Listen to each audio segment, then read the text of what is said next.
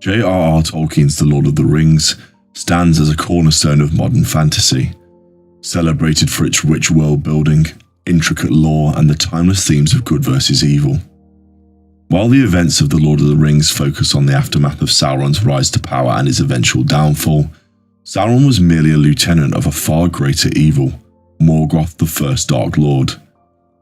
Morgoth's defeat in the War of Wrath, which ended the First Age, paved the way for the events that unfolded in the Second and Third Ages. But what if Morgoth had never been defeated? What if his reign of darkness had continued, fundamentally altering the course of Arda's history? This video delves into the potential consequences of such a catastrophic scenario, exploring the profound impact that would have had on the characters, the lands, and the very fabric of Tolkien's world. Greetings all, I'm your guide the Archivist. Today I will look at a scenario where Morgoth was not defeated. Before we begin, please remember to like the like and subscribe waystones down below, so that more people can learn from the archives. The First Age, dominated by Morgoth's presence, was a time of constant war, destruction, and despair.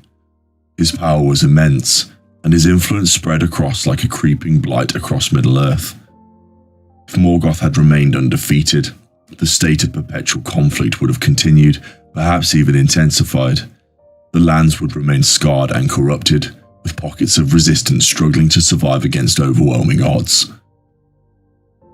Considering the geographical landscape, Morgoth's fortresses Angband and later Thangodrim were symbols of his dominion, despoiling the land around them. With his continued reign, these dark fortresses would likely expand, consuming more and more of Middle-earth.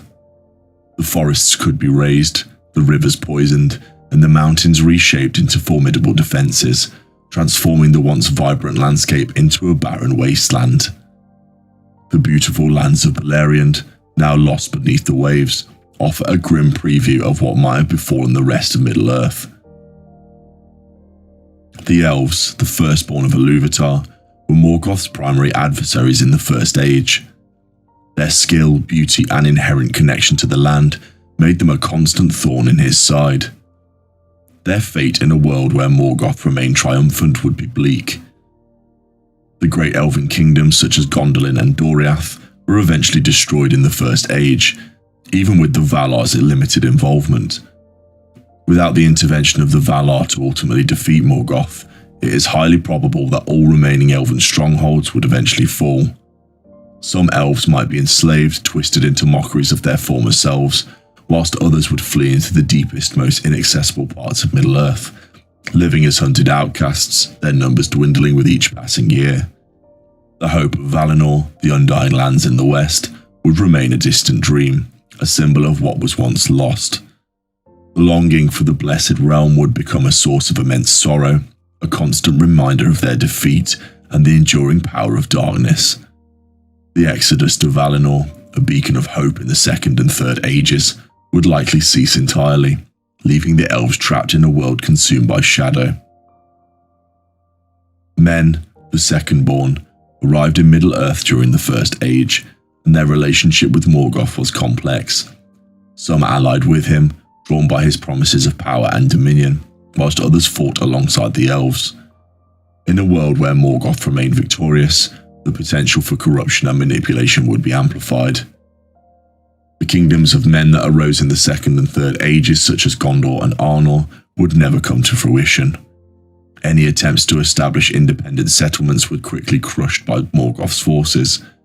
Men would likely be forced into servitude, becoming vassals of the Dark Lord, their cultures and traditions twisted to serve his evil purposes. The noble qualities associated often with men in Tolkien's works, such as courage, loyalty, and compassion, would be eroded by the constant presence of fear and oppression. The temptation to succumb to darkness would be ever present, leading to a gradual moral decay. The line between man and orc, already blurred in some instances, might become even more indistinct, creating a race of beings entirely subservient to Morgoth's will.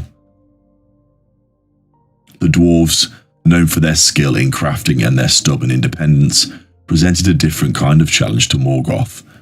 While less overtly involved in the conflicts of the First Age, they were not immune to his influence. In a world where Morgoth maintained his dominion, the dwarves would likely retreat further into their underground cities, becoming increasingly isolated and suspicious. Their renowned craftsmanship could be exploited by Morgoth, forcing them to forge weapons and armor for his armies. The lure of wealth and power could also corrupt some dwarves, leading to internal conflicts and alliances with the Dark Lord.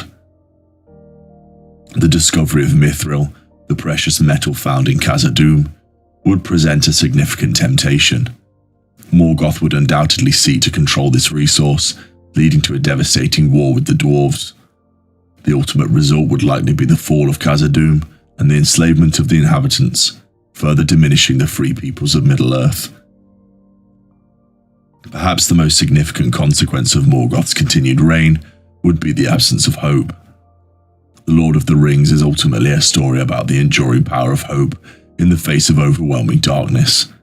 Characters like Frodo, Sam, and Aragorn embody this theme, preserving against seemingly insurmountable odds. In a world where Morgoth remained undefeated, this hope would be extinguished. The knowledge that the ultimate evil was still in power, that there was no possibility of lasting peace or freedom, would crush the spirits of all those who resisted him. The stories of courage and sacrifice that inspired the characters in The Lord of the Rings would become mere whispers, lost in the unending darkness. While the Valar ultimately intervened to defeat Morgoth in the War of Wrath, their direct involvement in Middle-earth's affairs was generally limited. They were hesitant to interfere too directly, fearing the consequences of their actions. However, if Morgoth's power continued to grow unchecked, the Valar might be forced to reconsider their stance. The fate of Arda, the world itself, might be at stake. They might choose to engage in a more direct and forceful intervention, risking further damage to the land in a desperate attempt to contain Morgoth's influence. This could lead to catastrophic war that would reshape the very foundations of the world. Alternately, they might choose to remain aloof, watching as Middle-earth descends into utter darkness, their own power diminished by Morgoth's enduring reign. The defeat of Morgoth was a pivotal event in Tolkien's mythology, paving the way for the Second and Third Ages and ultimately allowing for the triumph of good over evil in The Lord of the Rings. To imagine a world where Morgoth was never defeated is to envision a realm of perpetual darkness, where hope is extinguished and the free peoples of Middle-earth are forever subjugated. The consequences would be far-reaching and devastating, fundamentally altering the characters, the lands, and the very essence of Tolkien's world.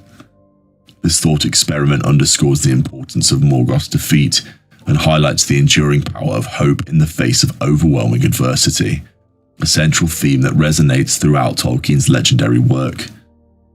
The details of such a world paint a grim picture, one that serves as a stark reminder of the darkness that can consume a world if left unchecked. And so I have now covered the content for this video, but if there's anything that has been missed, please share them in the comments down below. If you enjoyed this content, please remember to like the like and subscribe waystones down below. Now Lueg Vanadvan, until we meet again.